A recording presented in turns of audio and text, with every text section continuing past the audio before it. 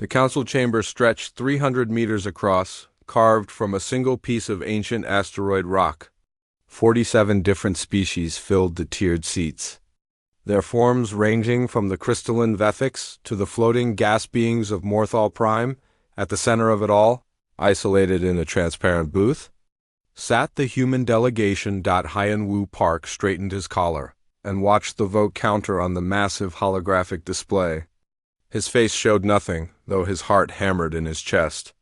Next to him, Daeyoung Kim kept his hands folded on the table while Jiwoo Lee made quiet notes on her datapad. They knew what was coming. The entire galaxy knew what was coming. The Velcrian Prime Minister Thraxis stood at the central podium, his 6 arms spread wide in a gesture of authority. The time has come to vote on Resolution 447B. The question before this council is simple. Should humanity be expelled from the galactic community for repeated violations of peaceful conduct? Han Wu had heard the charges 100 times. Unauthorized expansion into disputed territories, aggressive trade practices that undercut local merchants, cultural contamination of primitive species. The list went on. Most of it was exaggerated. Some of it was completely false. But the truth didn't matter anymore. The decision had been made weeks ago in private meetings and backroom deals. Let the vote begin, Thraxis announced. The first to vote was the Crystalline Hive, their representative, a being of pure silicon and light, pulsed red, in favor of expulsion. The words echoed through translation devices in 47 different languages. One by one, the species voted. The Moth Collective voted yes. The Aquatic Federation voted yes. The Mechanical Assembly voted yes. Only the Equilans abstained, their representative refusing to meet Hyen Wu's eyes. The Dwarf Star Alliance voted no, their single voice of opposition barely registering. Hyen Wu counted silently. 20 votes in favor. 30 votes in favor. 40 votes in favor. When the final tally appeared on the display, the chamber erupted in a mixture of relief and triumph. 44 species had voted to expel humanity. 2 had abstained. 1 had voted no. Thraxis raised his arms again, calling for silence. The vote has passed. Humanity is hereby expelled from the galactic community. You have 30 standard days to cease all interstellar operations and return to your home system. Any human presence beyond the Sol system after that deadline will be considered an act of invasion. The chamber filled with the sounds of celebration. Some species cheered. Others clicked their approval in languages humans had helped translate years ago. Biora Choi, the youngest member of the human delegation, gripped the edge of her seat. She wanted to shout, to protest, to make them understand what they were doing. But Hyen Wu placed a gentle hand on her shoulder. "It's done," he said quietly. The presiding officer gestured toward the human booth. "Ambassador Park, you have the right to make a final statement." Hyen Wu stood slowly. The chamber fell silent, thousands of eyes and sensors focusing on him. He walked to the speaker's platform, his footsteps echoing in the vast space. When he reached the podium, he looked out at the assembled species with a calm expression. "We acknowledge the Council's decision," he began, his voice steady and clear. "Humanity will comply fully with the terms of expulsion. We will withdraw all our personnel, ships, and operations from galactic space within the allotted time frame." Some council members nodded with satisfaction. Others whispered among themselves. Thraxis looked pleased, as if he had expected begging or threats. Hyen Wu continued. "We came to the stars 50 years ago with hope and friendship. We offered our services freely. We maintained infrastructure that was failing. We secured trade routes that were dangerous. We provided medical aid to species in need. We did these things not for profit, but because we believed we were part of a community." He paused, letting his words settle over the chamber. "You have now informed us that we are not part of that community. We accept your judgment. Humanity will return to Earth and the Sol system. We will no longer maintain your systems. We will no longer secure your trade routes. We will no longer provide our services." A few council members shifted uncomfortably. Most remained confident and unmoved. "I have only one more thing to say," Hyun-woo said, his voice dropping to something quieter, but somehow more intense. We will see you all very soon. With that, he turned and walked back to his seat. The chamber erupted in confused murmuring. What did that mean? Was it a threat? The Valkyrian delegation demanded clarification, but Hyun-woo simply gathered his materials and stood. We have 30 days, he said to his team. Let's not waste them. The human delegation filed out of the chamber. As they walked through the corridor leading to their ship, Biora finally spoke. What happens now? Ji-woo answered before Hyun-woo could. Now we go home and show them what they've lost.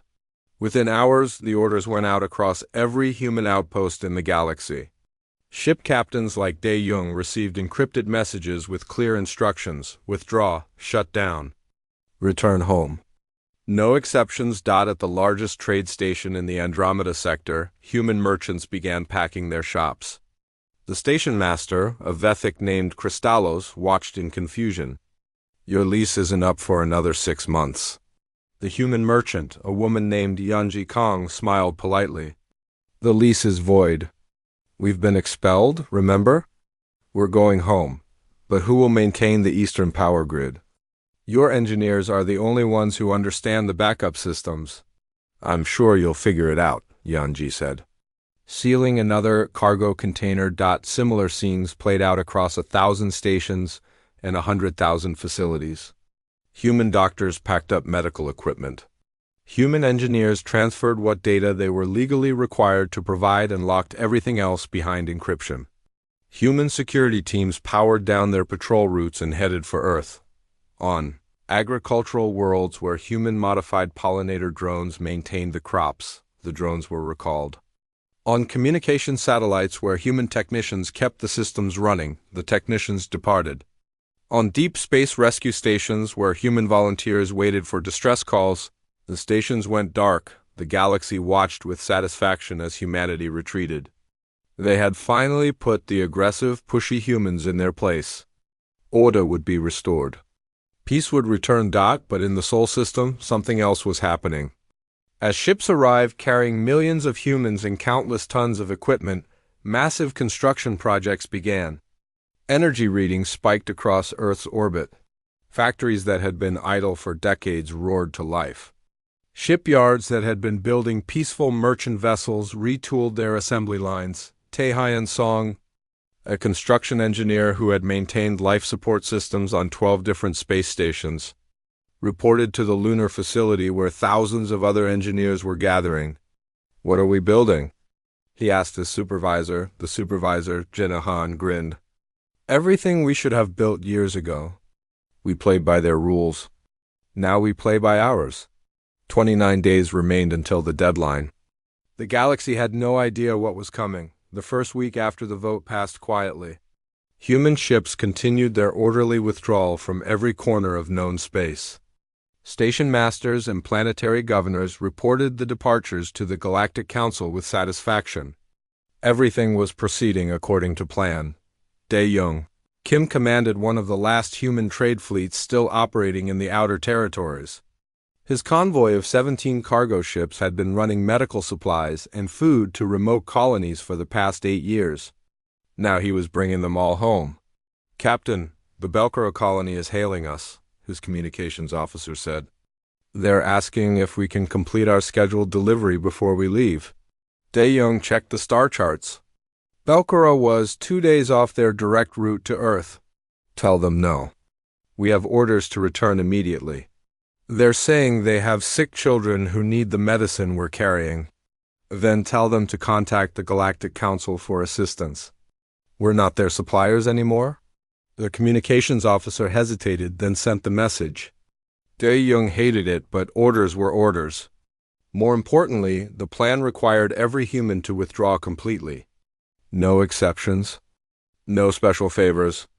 The galaxy needed to learn this lesson properly. On the massive trade station Epsilon 7, the problem started on day 9. The station serviced over 10,000 ships per month and housed 500,000 permanent residents. When the human engineering team departed, they left behind detailed manuals and training materials for the replacement crew. The replacement crew was confident. They were Velcrians, a species that prided itself on technical expertise. The station's systems were old but well maintained. How hard could it be? On day 9, the eastern power grid flickered. Just a brief brownout, barely noticeable. The chief engineer, a Velcrian named Cortex, pulled up the diagnostic systems. Everything showed green. He assumed it was a minor glitch and filed a routine report. On day 11, the flicker happened again. This time it lasted 3 seconds and affected life support in several residential sectors. Cortex and his team dug deeper into the systems. They found the backup power arrays that the humans had installed 5 years ago, but the control software was partially encrypted. The manuals explained the basic functions but not the underlying architecture. "Contact the human engineering team that used to work here," Cortex ordered. "We need their expertise." "So they're all gone. Return to Earth, then contact Earth directly." The response came back within an hour. "All technical support contracts have been terminated as per Council Resolution 447B. Earth Systems Incorporated is no longer authorized to operate in galactic space." Cortex stared at the message in disbelief. "They left us with a system we can't fully operate?" "The manuals are quite comprehensive," his assistant offered weakly. "The manuals don't explain why there are 3 separate backup systems running in parallel, or why they're configured to switch based on criteria that aren't documented anywhere." On day 13, the power problem spread to 6 more stations. Reports flooded into the Galactic Council from across multiple sectors. Medical facilities were experiencing equipment failures. Agricultural systems were malfunctioning. Communication relays were dropping connections. Jiwa Lee sat in a conference room on Earth, watching the reports come in. As the former director of stellar commerce, she had predicted every single problem. She had tried to warn the Council months ago that humanity's integration into galactic infrastructure ran deeper than anyone realized. The Velcrian agricultural worlds are reporting crop failures, her assistant said. Reading from the latest updates, their pollinator drones have stopped functioning. Yiwu nodded. "We modified those drones 6 years ago to handle their specific crop varieties. The original drones couldn't process the pollen correctly. When we recalled our maintenance teams, we took the modification protocols with us." "Could they reverse engineer the modifications?" "Probably. In about 3 to 5 years. Their crops will fail twice before then." The assistant looked uncomfortable. "Should we offer to help?" "No," Jiwoo said firmly. "They voted us out. They made their choice." On day 15, the Galactic Information Network began experiencing severe slowdowns. Data that normally transferred in seconds now took minutes or hours. The Council's technical committee investigated and discovered that 70% of all data routing had been going through relay stations that humans had built and maintained. The relay stations still existed. They were still operational. But the advanced routing algorithms that made them efficient were no longer running. The human technicians had taken those algorithms with them, and they were protected by encryption that would take decades to break. Ora Choi, the junior diplomat who had been allowed to remain as a human observer, attended the emergency council session on day 16. She sat in the observer's gallery and watched as species after species complained about failures and problems. "This is clearly sabotage," Thoraxis declared from the central podium. "The humans have deliberately damaged these systems before leaving." Biora stood up, her voice cutting through the chamber. "That's a lie, Prime Minister. Every system was left in working condition. The manuals and training materials were provided. The problem is that you never understood what these systems were doing or how much work went into maintaining them." "Sit down, observer," Thoraxis snapped. "You have no voice in this council. I have the right to speak when humanity is being slandered." Biora shot back. "You wanted us gone? We're gone. Now you're discovering what that actually means." The Aquilin delegate, one of the few who had abstained from the vote, spoke up. "She has a point. We relied on human expertise without realizing how much we depended on it. This isn't sabotage. This is the consequence of our decision. Temporary growing pains, Thraxis insisted. We will adapt. The galaxy existed before humans arrived. It will exist after they leave. But the problems continued to multiply. Medical supplies began running short across multiple sectors. Humans had been producing 40% of the galaxy's pharmaceutical supplies, and their factories on Earth had shut down all export operations. The remaining manufacturers couldn't scale up production fast enough. Space piracy increased by 300% in the unregulated sectors. Human security patrols had been maintaining order in regions where no single species wanted to commit resources. Without those patrols, raiders and criminals operated freely. Su-Min Ru, a former human security captain, watched the piracy reports from her new post on Mars. They're hitting the Valkyrian trade routes hard, she observed. Should we care? Her second-in-command asked. No, but file the reports anyway. I want a complete record of everything that happens during our absence. On day 20, the galactic economy officially entered recession. The interstellar credit, which had been the standard currency for trade, lost 30% of its value in a single day. Economists scrambled to understand what was happening until someone finally checked the backing reserves. Human credits had backed 60% of all interstellar commerce. When Earth withdrew from the galactic banking system, they took those reserves with them. The currency that species had been using for decades was suddenly worth far less than they thought. Panic spread through financial markets. Species that had been celebrating humanity's expulsion 2 weeks ago were now facing economic collapse. Emergency sessions were called. Fingers were pointed. Solutions were proposed and rejected. Through it all, Earth remained silent. Human ships continued their withdrawal on schedule. Human facilities continued their orderly shutdowns. No complaints. No protests.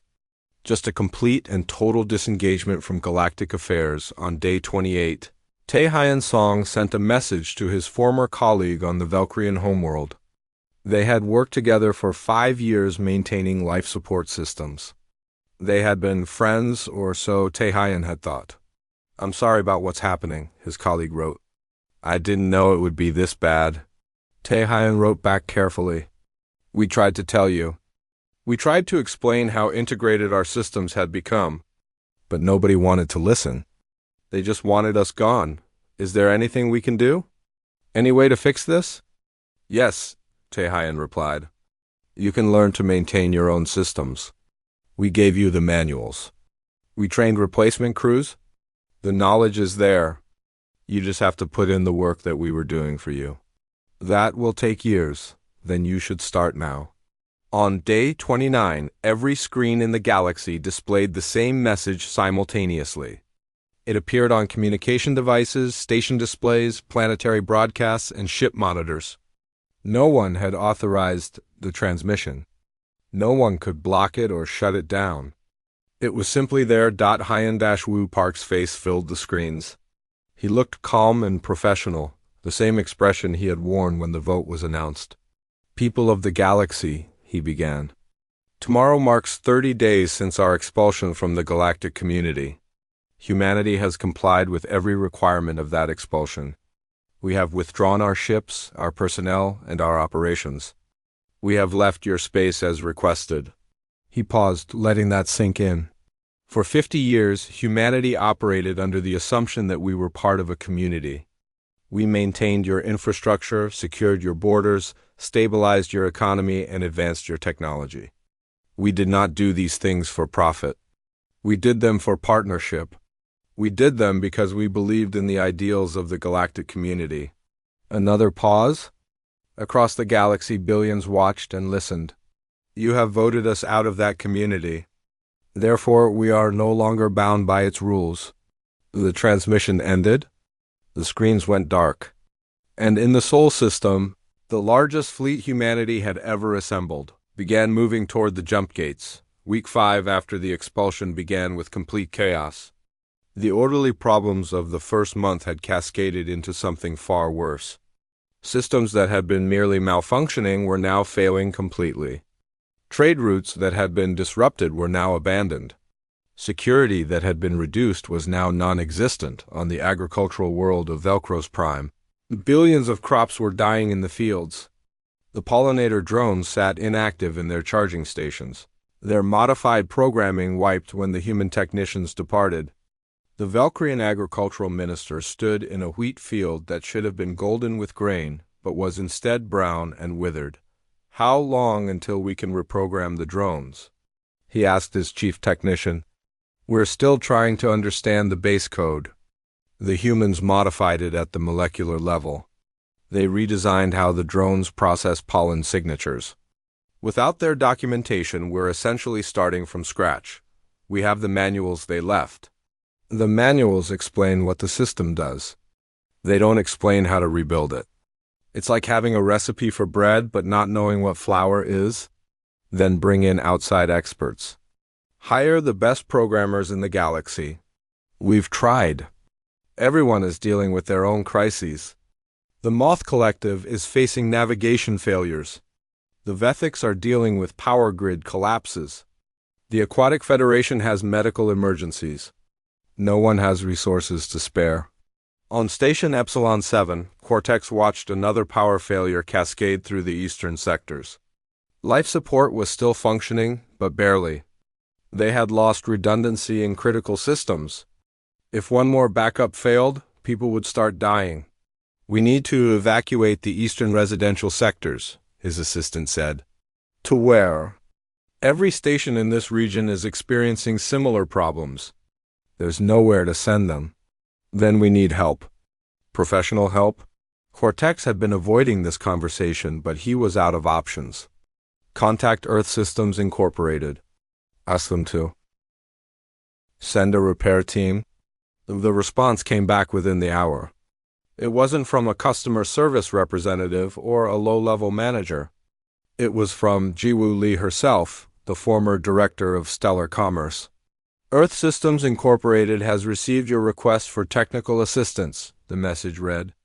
"We are no longer operating under galactic community regulations. Our services are now provided on a contract basis only. Attached is our standard emergency repair contract and fee schedule." Cortex opened the attachment and nearly fell out of his chair. The fees were astronomical, 10 times what they had been paying before. Maybe 20 times? "This is robbery," he shouted at the screen. A second message arrived moments later. "The fee reflects the true market value of our services." Previously, ESI operated at a loss while providing below-market rates to galactic community members. As Earth is no longer part of the community, market rates now apply. If you find our fees unreasonable, you are welcome to seek alternative providers. Cortex tried.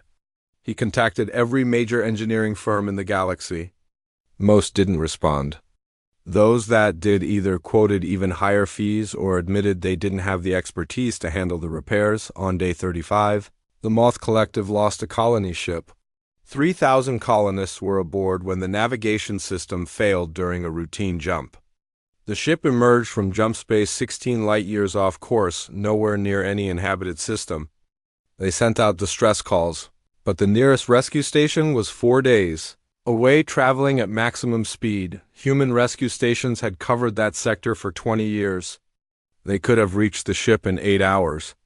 But the human rescue stations were now dark. Their crews recalled to Earth. The Moth Collective's own rescue ships scrambled to respond.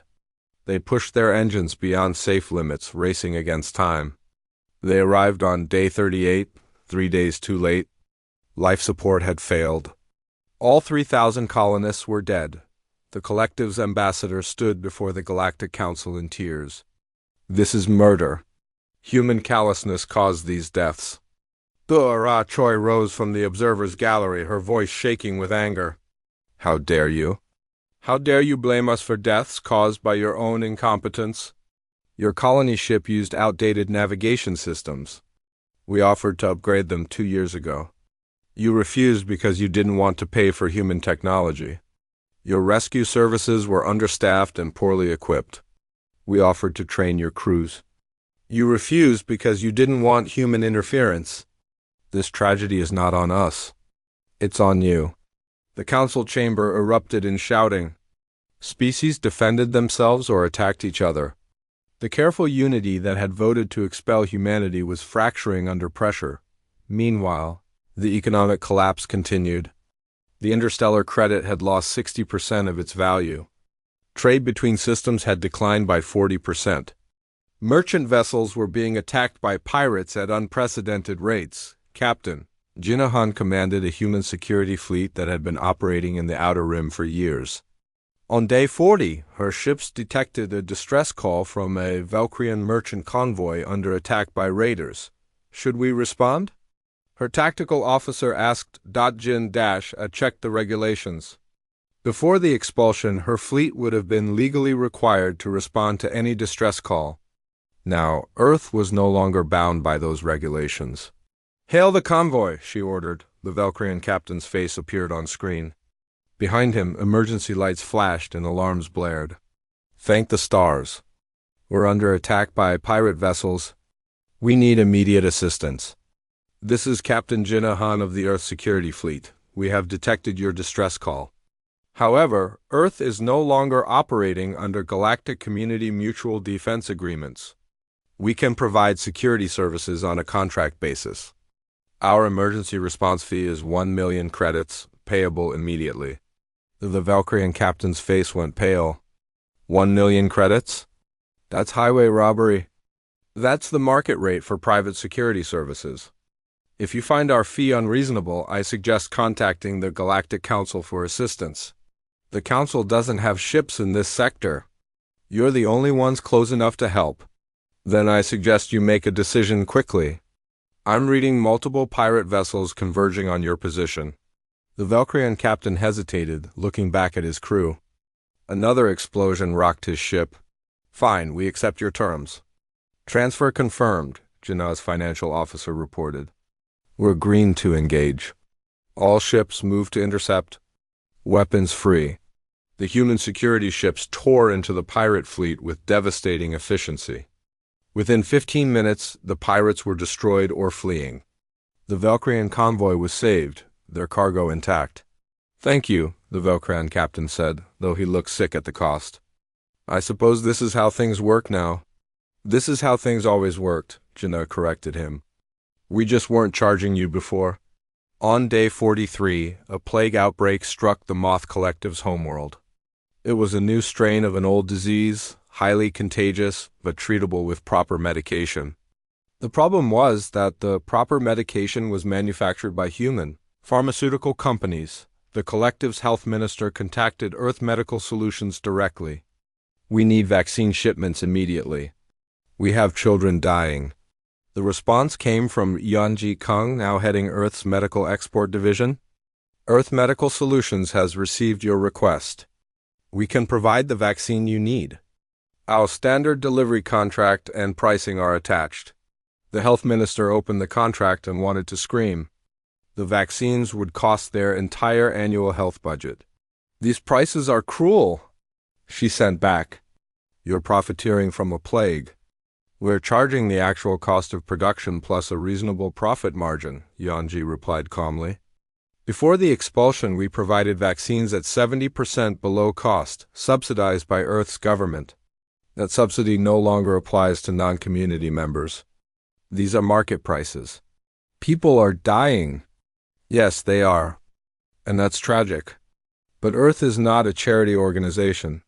We are a sovereign nation protecting our own interests. If the galactic community wishes to negotiate a medical aid treaty, we are open to discussions." The collective had no choice. They paid the prices and received the vaccines. Thousands of lives were saved. But their government nearly went bankrupt in the process. The Galactic Council called emergency session after emergency session. They tried to coordinate responses to the various crises. They tried to pool resources and share expertise.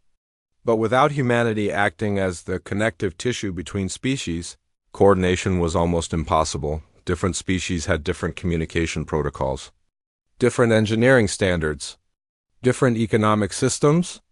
For 50 years, humans had been translating, standardizing, and integrating these disparate systems. Now that humans were gone, The galaxy was discovering how much work that had actually been on day 48. The Council's communication network failed completely. The satellites and relay stations still worked, but the traffic management systems were overloaded. Messages were delayed or lost. Coordination became even more difficult. Tae Hyun Song, monitoring the situation from Mars, shook his head in amazement. They really had no idea what we were doing for them. They thought we were just junior partners, his colleague replied. Useful but not essential. Are we really going to let this continue? People are suffering. People made a choice. They voted us out. Now they get to live with that choice. On day 50, Hyun-woo Park held a press conference broadcast across Earth and the Sol system. He stood at a podium with the Earth flag behind him, looking grave but determined. The past 50 days have been difficult for the galaxy, he began. We have watched systems fail and people suffer. This brings us no joy, but it does bring clarity. For 50 years, humanity believed we were building a community based on mutual support and shared values. We now understand that we were mistaken. He paused, looking directly into the camera. The galaxy did not see us as partners. They saw us as servants. Useful tools to maintain their infrastructure and solve their problems. When we became inconvenient, they discarded us. Very well, we accept that judgment. But we will not return to servitude. Effective immediately, Earth is operating as a sovereign nation with its own interests and priorities. We will trade with those who treat us fairly. We will defend those who respect our sovereignty. We will help those who value our partnership. But we will never again give our labor freely to those who do not appreciate it. The broadcast ended. Across the galaxy, species that had been celebrating humanity's expulsion just 50 days ago now faced a terrible choice. They could continue alone, struggling with collapsing systems and cascading failures. Or they could approach Earth as equals and negotiate new terms, pride warred with necessity. And necessity was winning. Day 60 marked 2 months since humanity's expulsion. The galaxy looked nothing like it had before the vote. Trade was down 70%. Piracy had increased fivefold. Medical crises were spreading across multiple sectors. Communication between systems was unreliable at best. The Galactic Council met in emergency session almost daily, but their meetings accomplished little. Prime Minister Thraxis stood before the Council, his 6 arms gesturing forcefully. We cannot allow Earth to hold the galaxy hostage with their unreasonable demands. Their fees are exploitative. Their contracts are one-sided. This is economic warfare. Pure and simple. The Aquilon delegate, whose species had voted against the expulsion, spoke up. Perhaps if we had not expelled them, we would not be in this position. They were aggressive and expansionist. Thraxis snapped. They were efficient and helpful, the Aquilon countered. We mistook competence for aggression and generosity for weakness. In the Valkyrian sector, Ambassador Sumin-Ru sat across a negotiating table from a delegation of desperate planetary governors. They had come to Earth's embassy station seeking terms for infrastructure repair and maintenance.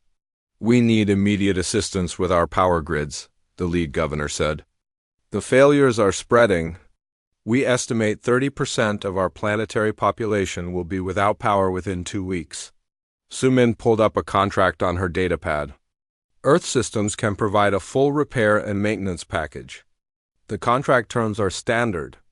5-year minimum commitment, market rate fees, full sovereignty recognition, and a formal apology for supporting our expulsion. An apology?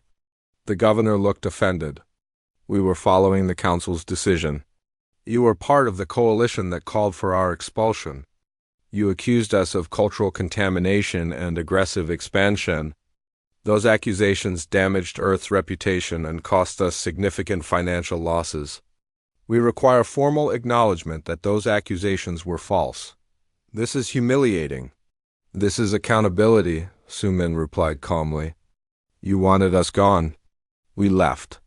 Now you want us back, but only on your terms. That's not how negotiations work anymore. The governors huddled together, whispering urgently. Finally, they turned back to Sumin. We accept your terms. Similar scenes were playing out across the galaxy.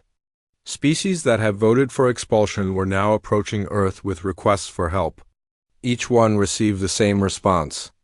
Market rate fees, long-term contracts, sovereignty recognition. Formal apologies, some species refused out of pride. They tried to solve their problems independently or sought help from other galactic powers. But the reality was harsh.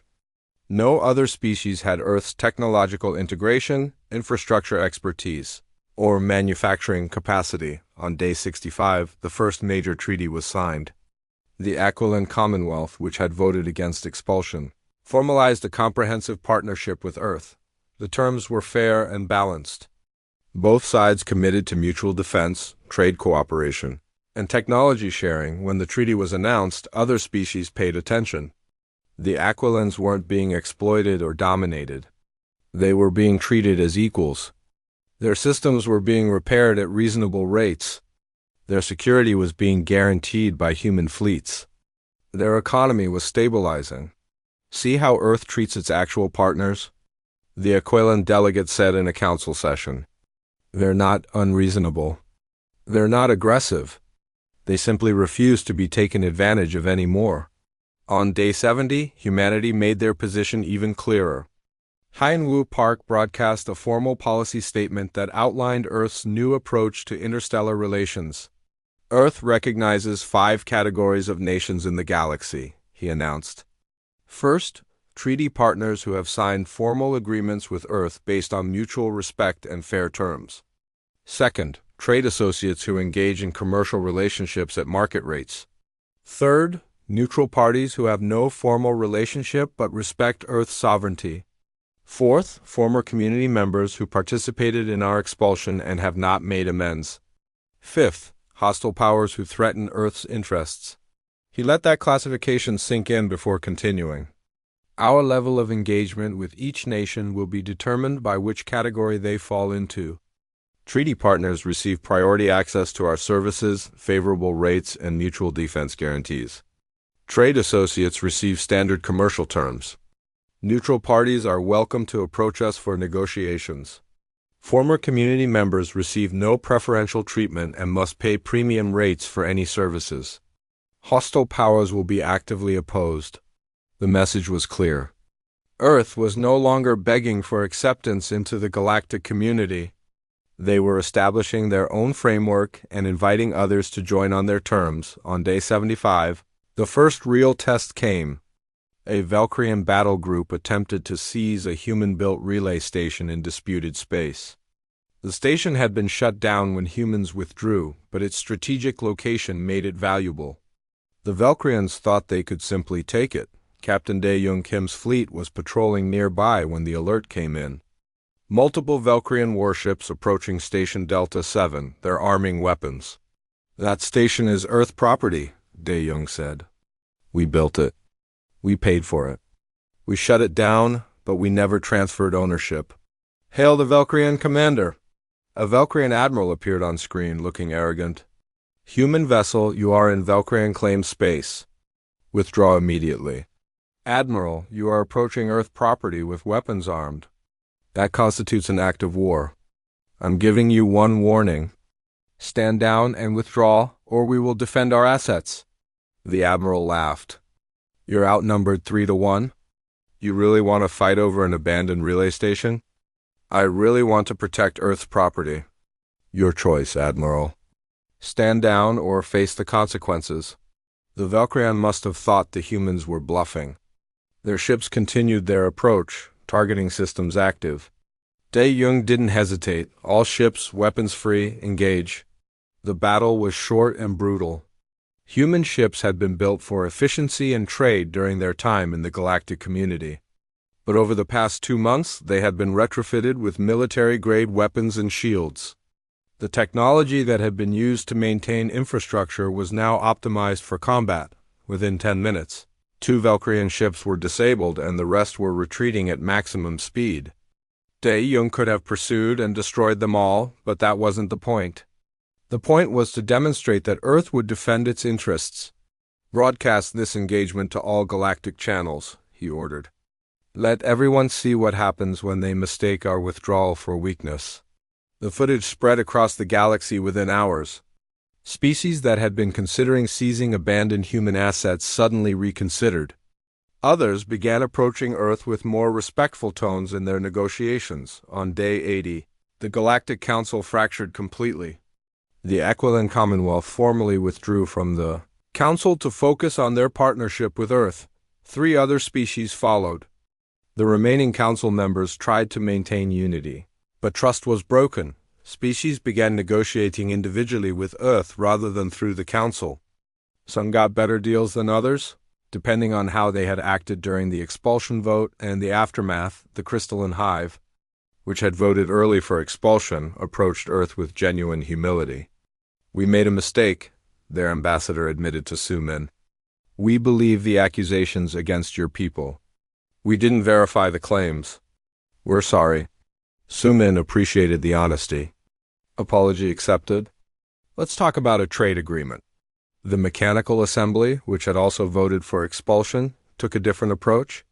They tried to negotiate from a position of strength, demanding favorable terms and acting as if Earth should be grateful for their business. "I'm afraid we're not interested in an agreement at this time," Haiyan told their delegation politely. "Perhaps in a few years when you're ready to approach us as equals." The delegation was escorted out. They left outraged, but they couldn't do anything about it. Earth held all the leverage. On day 90, Jiwoo Lee presented a report to Earth's government on the state of galactic commerce. 17 species have signed trade agreements with us. 8 have signed full treaty partnerships. The remaining 22 are still holding out, either from pride or because they're trying to solve their problems independently. How are those 22 doing? The Earth president asked. Poorly. Their economies are in freefall. Their infrastructure is collapsing. Several are facing food shortages or medical crises. They'll come to us eventually. It's just a matter of time. And when they do, we'll negotiate fair terms, same as with everyone else. But we won't give them preferential treatment. Those days are over. On day 95, something unexpected happened. The Moth Collective, which had lost a colony ship to navigation failure, approached Earth with a unique proposal. Instead of just asking for help, they offered a genuine partnership. "We want to learn from you," their ambassador said to Haiyan. "Not just hire you to fix our systems, but actually understand how you built them. We want Earth engineers to train our engineers. We want to become self-sufficient, but we need your help to get there." Haiyan was impressed. "That's the first time anyone has approached us with that kind of proposal. You're not asking for a quick fix. You're asking for knowledge transfer. We realized that depending on others for critical systems was a mistake. Whether it was depending on you before or trying to manage without you now, we want true partnership. We want to stand on our own, but we're willing to pay for the education to get there. Then we can work with that. Let's build something good together." The treaty with the Moth Collective became a model for other agreements. It wasn't about Earth maintaining systems indefinitely. It was about Earth teaching others to maintain their own systems while providing support during the transition. On day 100. Exactly 100 days after the expulsion vote, Himwoo held another broadcast. This time, his tone was less stern and more hopeful. 3 months ago, humanity was expelled from the galactic community. It was a painful rejection, but it taught us valuable lessons. We learned that we had been giving too much for too little return. We learned that kindness without boundaries becomes exploitation. We learned that true partnership requires mutual respect. Today, Earth has formal relationships with 25 galactic nations. These are not relationships of dominance or servitude. They are partnerships between equals. We help them. They help us. We respect each other's sovereignty and support each other's growth. To the species who have not yet approached us, know this: our door remains open. We hold no grudges against those who voted for our expulsion, though we do require acknowledgement of past wrongs. We are willing to work with anyone who approaches us with honesty and respect. The old galactic community is dead, but something new is being born. Something better? A commonwealth of truly equal partners. We invite you to be part of it. The broadcast ended, and the waiting began. 6 months had passed since the expulsion vote. The galaxy bore little resemblance to what it had been. The old Galactic Council met in name only, with barely enough members to maintain quorum.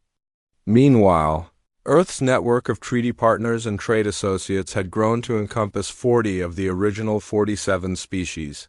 Prime Minister Thraxus sat alone in his office on the Valkyrian homeworld, staring at economic reports that made him feel sick. Their GDP had contracted by 60%. Unemployment was at 40% and rising. Food shortages were becoming critical as agricultural systems continued to fail. Medical facilities were operating at half capacity due to equipment breakdowns and supply shortages. His communication terminal chimed.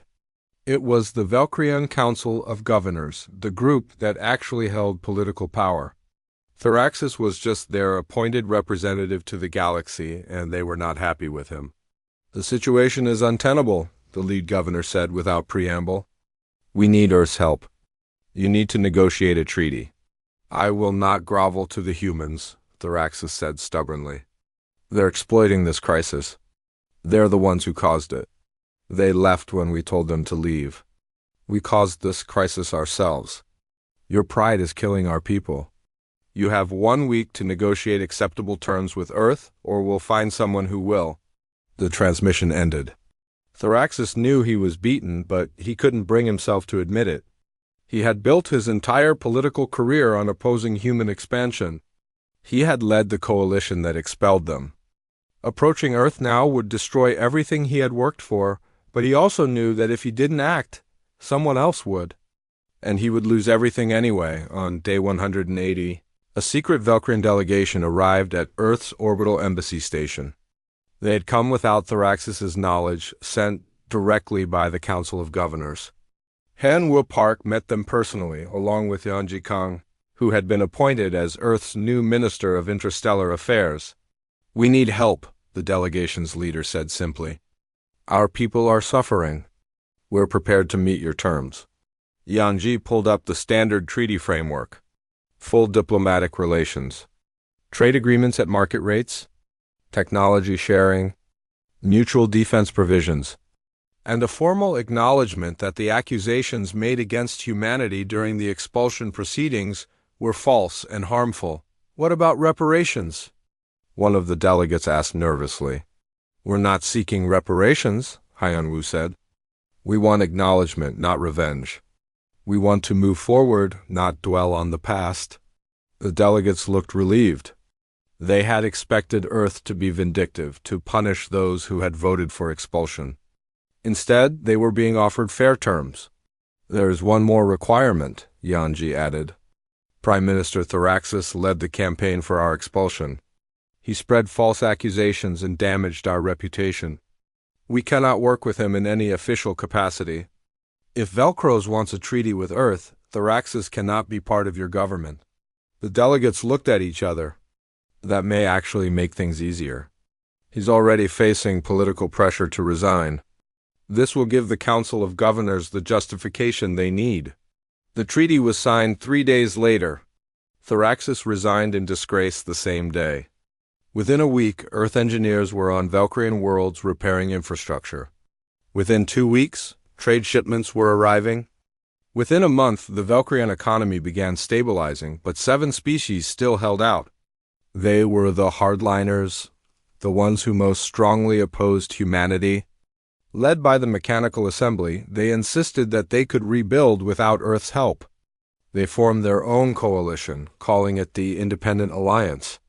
We will not bow to human demands, the Mechanical Assembly's prime unit declared. We will maintain our independence and our pride. Vera Choi, watching from Earth's embassy station, shook her head. They still don't understand. This isn't about pride. It's about reality. The Independent Alliance struggled for 3 more months. Their economies continued to contract. Their infrastructure continued to fail. Pirates raided their trade routes without opposition. Other species who had signed treaties with Earth prospered while the Alliance suffered, one by one. Members of the Alliance began quietly approaching Earth for negotiations. The Crystalline Hive was first, offering a genuine apology and requesting a partnership treaty. Earth accepted. The Aquatic Federation followed a week later. Then the Silicon Collective. By day 270, only 3 species remained in the Independent Alliance: the Mechanical Assembly, the Silicon Directorate, and the Void Walkers. They were the most stubborn, but they were also dying. The Mechanical Assembly's energy reserves were critical. The Silicon Directorate was facing system-wide failures. The Void Walkers had lost contact with half their colony worlds due to communication breakdowns. On day 280, representatives from all 3 species arrived at Earth simultaneously. They had not coordinated their arrival. Each had independently decided that survival was more important than pride. Hyun Woo met with them together, in a symbolic gesture. "Gentlemen, thank you for coming. I assume you're here to discuss treaties?" The Mechanical Assembly's Prime Unit spoke first. "We are prepared to acknowledge our errors and negotiate fair terms." "Good. The standard treaty framework applies? Full diplomatic recognition, market rate trade, technology sharing, mutual defense, and formal acknowledgement of past wrongs." "We accept," the Prime Unit said simply. The Silicon Directorate and Void Walkers quickly followed. All 3 treaties were signed within a week. And with that, every species in the galaxy had either signed a treaty with Earth or joined. Earth's new interstellar framework, the Old Galactic Council, held one final session. With no members left who weren't also Earth treaty partners, they voted unanimously to dissolve. The council that had expelled humanity no longer existed. In its place, a new organization was formed: the Stellar Commonwealth. Unlike the old council, membership was not automatic. Species had to apply and meet certain criteria. They had to respect the sovereignty of all member nations. They had to contribute fairly to shared infrastructure. They had to acknowledge the equality of all members. Earth did not dominate the Commonwealth. They were one voice among many, but their voice carried weight earned through competence and reliability. When Earth spoke, others listened, not because they had to, but because they wanted to. The Commonwealth's founding charter was signed on day 365, exactly 1 year after the expulsion vote. 47 species signed the document.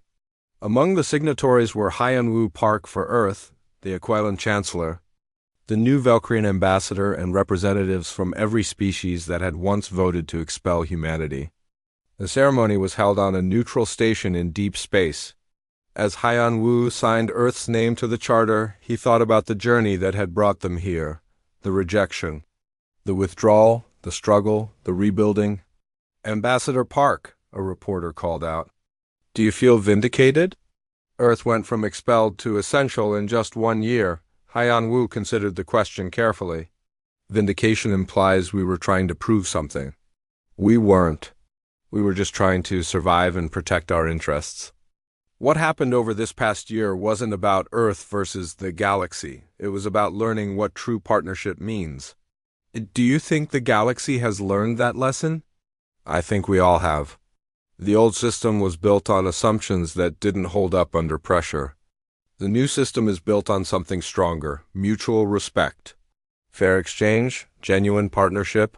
Later that evening, Hyun-Woo stood at an observation window watching ships from 47 different species moving through space. They were trading, traveling, working together. The galaxy looked peaceful and prosperous. Manjeo, a young cadet who had recently joined Earth's diplomatic corps, approached him.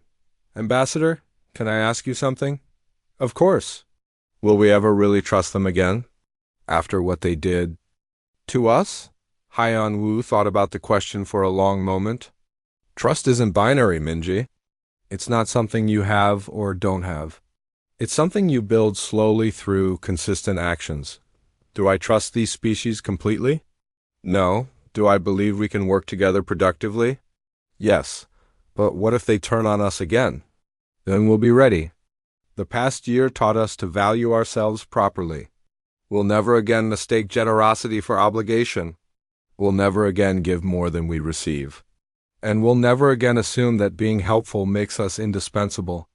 So what makes us indispensable now? Heian-Wu smiled. We're not indispensable. We're just very, very good at what we do, and now everyone knows it, including us. Minji looked out at the ships moving through space. I guess that's enough. It's more than enough, it's everything. Across the galaxy, human ships were moving through space once again. But this time, they moved as equals. They maintained infrastructure, but they charged for it. They secured trade routes, but under contract, they provided medical aid, but at fair prices. They shared technology, but through negotiated agreements. The systems they had built for free a year ago were now properly valued. The expertise they had given away was now recognized and compensated. The partnerships they had assumed were now formalized and guaranteed, and the species that had once expelled them now understood what they had actually lost. Not a junior partner to be dismissed, not a servant to be taken for granted, but a peer whose contributions had been holding everything together. On Earth itself, people celebrated the anniversary of the expulsion, not with bitterness or anger, but with pride. They had been rejected and had responded not with violence or despair, but with dignity and strength. They had shown the galaxy what they were truly worth. In the Sol system, the massive construction projects that had begun during the withdrawal were now complete. New shipyards, new factories, new research stations. Earth had used the year to rebuild and expand their capabilities. They were stronger now than they had been before the expulsion. Dae-Young Kim, now an admiral in Earth's expanded fleet, stood on the bridge of a new flagship. It was 3 times the size of anything Earth had built before, bristling with both defensive and commercial capabilities. It represented Earth's new approach, friendly but strong, cooperative but independent. Where to, Admiral? His first officer asked. Dae-Young looked at the navigation charts showing the Commonwealth's expanding territory, new trade routes, new partnerships, new opportunities. Forward, he said simply, always forward. And so Earth ventured back into the stars, not as supplicants seeking acceptance, not as servants offering free labor, but as a nation that knew its worth and demanded appropriate recognition. The galaxy had tried to expel them and had nearly destroyed itself in the process. Now the galaxy understood. Humanity wasn't a problem to be solved. They were a partner to be valued, and they would never let anyone forget it again. The vote to banish Earth had passed. Then humanity had made their rules clear, and the galaxy had learned to play by them.